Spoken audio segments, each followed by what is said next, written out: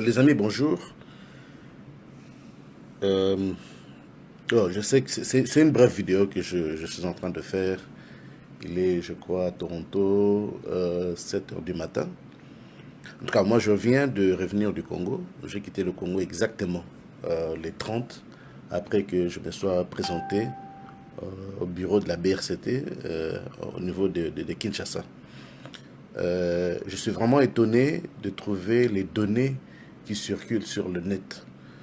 Beaucoup de nos frères de la diaspora, s'il vous plaît, vous recevez des informations des tierces et pour la plupart des personnes qui sont, je peux le dire ainsi, biaisées. Sur le terrain, les informations que vous diffusez là ne reflètent pas ce que moi je laissais sur le terrain. J'étais à Kinshasa depuis, si je m'en abuse, le 2 décembre. J'étais descendu pour ma propre campagne et pour d'autres démarches et entrer aux élections en tant que tel. Sur le terrain, j'ai trouvé une seule tendance, pas deux, une seule tendance.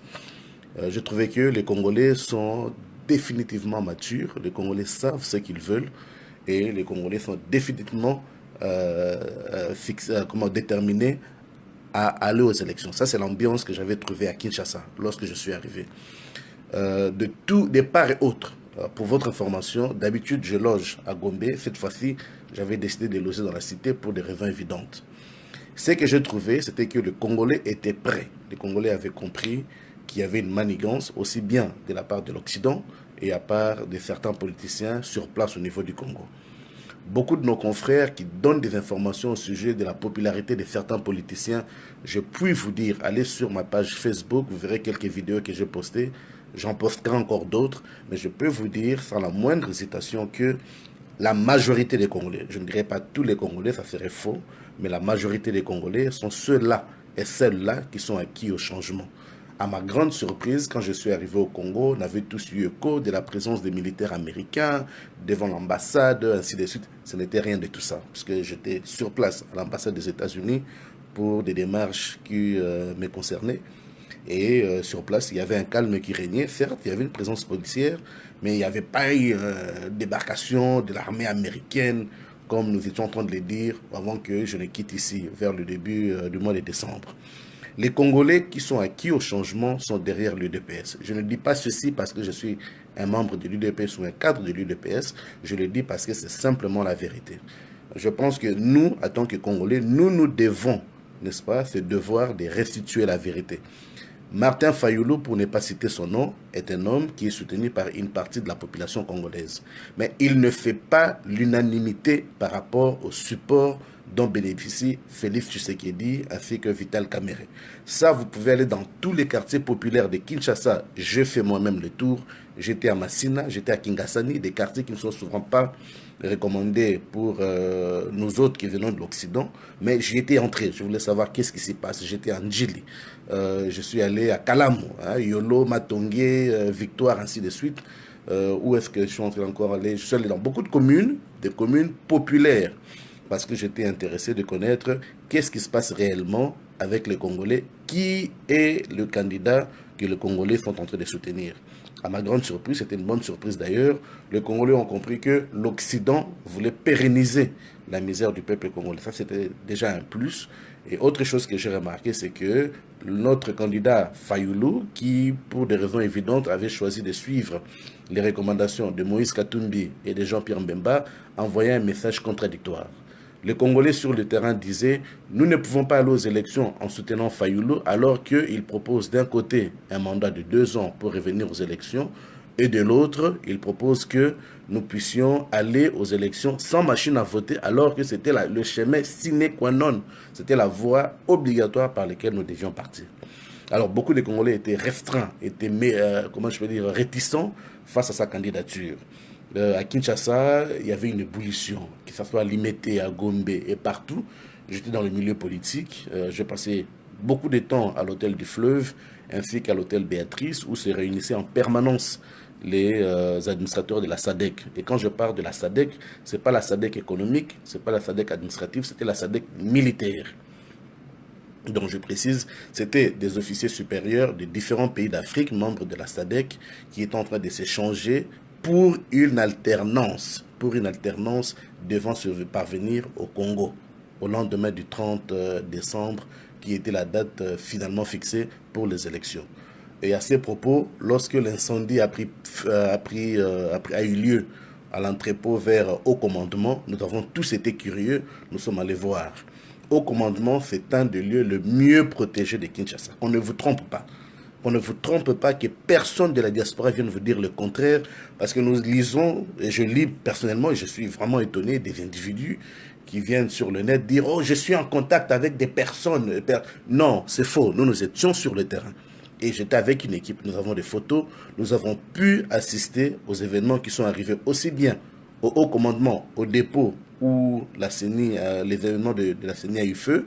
Et nous avons également, je vous informe d'une chose que beaucoup ne connaissent pas, j'ai été comme témoin de l'avion qui est tombé quelques jours avant la tenue des élections. Et nous savons qui a donné l'ordre pour que cet avion se retrouve à terre. Alors, s'il vous plaît, chers amis, membres de la diaspora, et surtout, je m'adresse spécifiquement ici aux Congolais de la diaspora, et surtout ceux-là qui font des Photoshop pour montrer des images qui ne reflètent pas les images, les événements tels que ça se passe au niveau de Kinshasa. Les élections du 30 novembre à décembre 2018, j'étais là, je votais à Lemba, je puis vous dire sans la moindre hésitation, Félix Tshisekedi et Vital ont fait l'unanimité. Ce sont les diplomates de la SADC qui en parlent, ce sont les diplomates de l'Union africaine qui en parlent, ce sont les diplomates des pays occidentaux qui sont là, tous logés 2 hôtels. Quand ils ne sont pas à l'hôtel du fleuve, eh ben, ils sont simplement au grand hôtel qui est devenu, le nom va me revenir, hein, le grand hôtel, nous connaissons tous qu'est-ce que c'est. Alors je vous prie, pour l'intérêt supérieur du Congo, de rester serein, de rester un en tant qu'un peuple. L'élection a été remportée par Félix Tshisekedi et Félix Tshisekedi est très ouvert. J'ai eu à discuter, vous verrez dans les vidéos que j'ai postées, avec quelques-uns de membres, je n'ai pas une discussion directe avec lui, mais quelques-uns de membres, leur parcours à travers de Kinshasa, à travers du Congo plutôt, était couronné de beaucoup d'espoir. Beaucoup de Congolais se sont identifiés dans leur programme en tant que tel. Les Belges, nos amis belges, depuis toujours, je les nomme nommément, je discute avec beaucoup de diplomates belges à Kinshasa. Nombreux sont ceux-là qui ont quitté pour leur mécontentement. Nos amis de la Belgique ne veulent pas voir l'UDPS arriver au pouvoir, pour des raisons évidentes. La Belgique veut avoir la même mise sur le Congo. Ça, c'est une chose que nous ne pouvons plus accepter. Nous pouvons comprendre que la Belgique a eu à son temps à coloniser ce pays, mais la Belgique ne peut pas s'investir éternellement à s'opposer au progrès et à la stabilité politique au Congo. Ça, ce n'est pas acceptable. Toutes les déclarations que font, que ce soit Colette Brackman et les autres politiciens de la Belgique de part et autre, pour la plupart ne sont pas fondées. Les élections ont été remportées. Parler avec les personnes qui étaient dans les circuits, j'étais dans les circuits, je ne le dis pas pour me vanter, mais j'étais dans le système, j'étais dans le circuit, j'ai discuté avec les personnes, n'est-ce pas, qui étaient à la charge même de la gestion de ce qui est arrivé le 30, et je puis vous dire ça la moindre, même les estimations avant l'élection montraient à suffisance que c'est Félix Tshisekedi avec le ticket Vital Kamerhe qui a eu le support de la majorité des Congolais. Alors moi je demande à tous nos amis de la Mouka, nous venons d'une même famille qui s'appelle opposition. Martin Fayulu, c'est un soldat du peuple. Martin Fayulu a été avec nous à l'opposition pendant de longues années. Il ne faudrait pas que nos politiciens, Moïse Katumbi, je le nomme nommément Moïse Katumbi, et principalement avec Jean-Pierre Mbemba, continuent à manipuler les choses telles qu'ils les font au niveau de l'Occident parce qu'ils ont un agenda. Alors j'aimerais aussi également dire à nos amis de la Mouka, pour ceux Congolais qui sont sur le terrain, qui supportent Martin Fayulu, ils sont conscients, ils se disent, Martin Fayulu n'aura pas d'avenir si jamais, je dis bien, si jamais ça ne sera pas le cas, s'il aurait été élu et qu'il devait convoquer les élections dans 2 ans, Jean-Pierre Bemba ainsi que Moïse Katumbi ne lui laisseraient pas la chance de remporter ces élections. La politique est ainsi faite.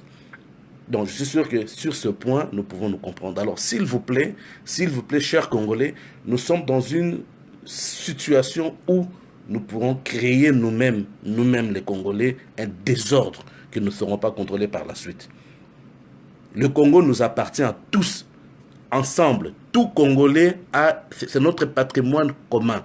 Nous devons nous mettre ensemble pour qu'ensemble nous puissions décider qui est-ce que nous voulons voir diriger ce pays.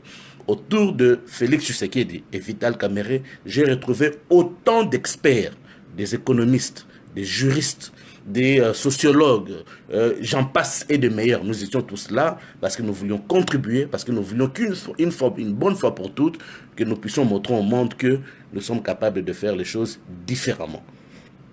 Alors je vous demande à nos amis, surtout vous qui faites des Photoshop pour montrer des images qui ne sont pas correctes, arrêtez s'il vous plaît.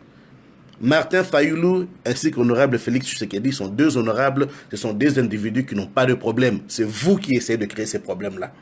Ça, je peux vous le dire sans la moindre hésitation. Honorable Martin Fayulu ainsi qu'honorable Félix Tshisekedi n'ont aucun problème. S'il vous plaît, arrêtez. Arrêtez parce que ce que vous êtes en train de dire à partir de la diaspora ne reflète pas la réalité. Travaillons pour une synergie pour que nous puissions consolider notre victoire. Le contraire de ce que je suis en train de vous dire maintenant va matérialiser le projet que ceux-là qui ont toujours voulu voir la division du Congo. Je peux vous dire sans la moindre hésitation, ils sont prêts, ils ont tous les éléments nécessaires. J'ai traversé à Bichingobila, je suis allé à Brazzaville, j'ai pu voir, il y a des armées étrangères qui sont alignées le long de nos frontières. Contre qui vont-ils se battre? Posons-nous la question, quand on envoie des forces militaires étrangères pour éventuellement entrer au Congo, contre qui vont-ils se battre? Contre la population? Ou contre une armée qui n'est pas formée, qui n'est pas préparée pour une guerre éventuelle? Non. C'est un projet pour mettre le Congo à genoux. Félix Tshisekedi, je vous le répète, on ne me l'a pas dit, j'ai des contacts au niveau de la CENI à haut niveau. Et je peux vous le dire vraiment, sincèrement, solennellement et patriotement, Félix Tshisekedi a gagné les élections. J'invite notre ami Martin Fayulu à se joindre à l'équipe de Vital et de Félix Tshisekedi parce qu'ils sont ouverts. Nous voulions l'alternance, c'est une occasion pour nous tous Congolais d'avoir cette alternance. Regardez-moi. Je peux vous montrer mes bagages, ils sont encore là. Je viens à peine de rentrer dans ma maison. En lisant les informations, je me suis dit non, il faut restituer la vérité. Les amis qui sont dans la diaspora, vous n'étiez pas sur le terrain, ne dites pas des choses dont vous n'avez pas la maîtrise. Nous sommes beaucoup de Congolais. À Montréal, j'ai retrouvé un ami, Ngandou, qui est sur le terrain. J'ai trouvé Victoria Certa de la Belgique, qui est sur le terrain, et beaucoup d'autres personnes qui sont de la diaspora qui étaient venues pour vivre en dépit des dangers que nous courions, parce que la nuit, on enlève les gens. Il y a toute une série d'activités qui ne sont pas de nature sécuritaire, que nous avons pris le risque de surmonter et de vivre parce que nous voulons suivre ces histoires de près. Je peux vous dire bravo au peuple congolais, vous avez vraiment montré votre maturité en élisant Félix Tshisekedi ainsi que Vital Kamerhe comme l'équipe gagnante, mais ils sont ouverts à travailler aussi bien avec nos amis de la Mouka, et ils ne sont pas préparés à faire la chasse à l'homme, contrairement à tout ce qu'on nous dit, voilà, les anciens membres de la majorité présidentielle feront l'objet de poursuites judiciaires. Tout ça, c'est faux. J'ai eu à l'écouter moi-même à huis clos et ailleurs, et je peux vous dire que nous avons la chance d'avoir une équipe de personnes matures, déterminées à apporter un changement, n'est-ce pas, au niveau du Congo. Je vois que me demande si je suis qui, je suis candidat. Je suis candidat pour les échéances électorales, pour la Chambre haute, pour être plus précis avec vous. Alors, c'est ça. Donc, ce sont ces démarches-là que je suis en train de faire. Et je dis, voilà, je vous invite vraiment, les Congolais, je vous invite, nos frères souffrent. La souffrance que je laissais sur le terrain est une souffrance indescriptible. Hein, pour nous qui vivons en Occident, vous savez, nous avons la possibilité d'avoir un petit rien. Même si tu n'as pas un travail, tu n'as pas une situation de complaisance, tu peux trouver un petit pain, un petit déjeuner, tu as un endroit où dormir. Ce n'est pas le cas pour nos frères. Nos frères souffrent lamentablement. Vous avez beaucoup de clochards, vous avez des enfants. Hein, l'expression Oudjana que vous attendez de loin, c'est pire que ce que vous pouvez imaginer. C'est des enfants qui se sont livrés à la prostitution, qui sont à la merci de tout le monde. Moi-même qui vous parle, je fais l'objet d'une attaque à main armée au niveau de poids lourd. En plein jour, 14 heures dans la journée, j'ai fait l'objet d'une attaque à main armée avec une arme de Lingwala, enfin de la ville qui est derrière Poids-Lourd. Hein. Je ne connais pas les noms de toutes les communes, mais est-il qu'en plein jour, à moins de 100 mètres de là où se trouvaient les policiers, j'ai dû vider mes poches pour éviter de me voir éventuellement égorgé avec un couteau au volant de ma voiture. Donc voilà, je voulais faire ces flashs. Je suis sûr que je trouverai une autre occasion pour restituer tout ce que j'ai vu, mais j'étais choqué de voir les images que certains de nos amis de la diaspora qui postent sur l'internet à tort. Martin Fayoul n'a pas remporté les élections. Chadari n'a pas remporté les élections. L'équipe qui a remporté les élections au Congo au 30 décembre 2018, c'est bel et bien les tickets Félix Tshisekedi et Vital Kamerhe. Ça, c'est la vérité. Je ne le dis pas parce que je suis membre de l'UDPS. Je le dis en âme et conscience parce que je suis congolais et je tiens au bien-être de notre pays. Et je vous invite également à faire la même chose. Nous voulions l'alternance. Nous avons la possibilité d'avoir cette alternance. C'est à vous de voir. Mais pensez à vos familles. Parce que toute cette confusion que nous essayons de créer sur le net et ailleurs, ce sont les membres de nos familles qui en payent le prix. Pensez à vos familles parce que les Congolais souffrent. Que personne ne vous dise j'ai une situation confortable, que vous partez. À l'époque, nous pouvions faire la différence. Quand tu es à UPN, ma campagne, à Gombe, Rikini, ça n'existe plus. Tout Kinshasa est devenu cité. Partout où vous passez, vous trouvez le même décor. Alors voilà, je pensais en âme et conscience vous livrer cette information pour que vous aussi, à votre tour, dans vos milieux, hein, au travail et ailleurs, hein, que vous puissiez relayer cette information. Surtout, si vous avez des moyens, aidez les membres de vos familles au Congo, parce que la misère est vraiment une réalité en tant que telle. Voilà, c'est ce que je voulais du moins partager avec vous. Vraiment, que vive le Congo.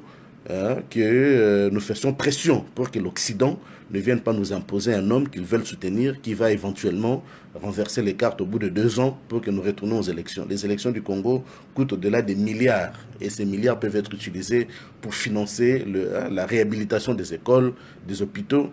Juste une parenthèse, vous savez qu'au Congo, quand quelqu'un est malade, quand il est invité à aller subir une opération, une hospitalisation, il dit au revoir à ses amis, membres de famille. C'est pour dire à quel point la vie des Congolais, de nos compatriotes, n'a pas de valeur. Et aussi, je voudrais vous proposer, vous Congolais qui êtes sur le terrain, qui êtes au niveau de la diaspora, faites les nécessaires pour sécuriser un bien économique quelconque au niveau du Congo. Beaucoup seront surpris parce que les étrangers ont tout pris au niveau des Gombe ou des villes influentes, hein, des communes influentes au niveau de Kinshasa. Les étrangers ont tout acheté. Vous risquez d'être surpris en descendant sur le terrain que vous vous sentez comme un étranger sur votre dans votre propre pays. Bref, je suis dans la fatigue, mais je voulais restituer du moins ce que j'ai pu vivre, mais à l'occasion, je pense que je trouverai l'occasion pour partager avec les confrères d'ici au Canada, ce que j'ai vécu au niveau du Congo. Je ne répondrai pas aux provocations, j'en vois quelques-uns. Hein, je ne répondrai pas aux provocations, parce que ça ne m'intéresse pas du tout. J'invite plutôt aux Congolais là qui ont le temps de provoquer les autres sur le net, de descendre sur le terrain, aller faire ce travail-là sur le terrain. Vous verrez que les Congolais, en dépit, n'est-ce pas, de leur souffrance, ils sont déterminés à affronter la réalité. Eux, ils subissent des balles réelles au moment où nous sommes ici à nous critiquer les uns les autres. Vraiment, vive le Congo, que Dieu bénisse le Congo et bonne année 2019 à vous tous qui avez eu, n'est-ce pas, la chance de suivre cette vidéo.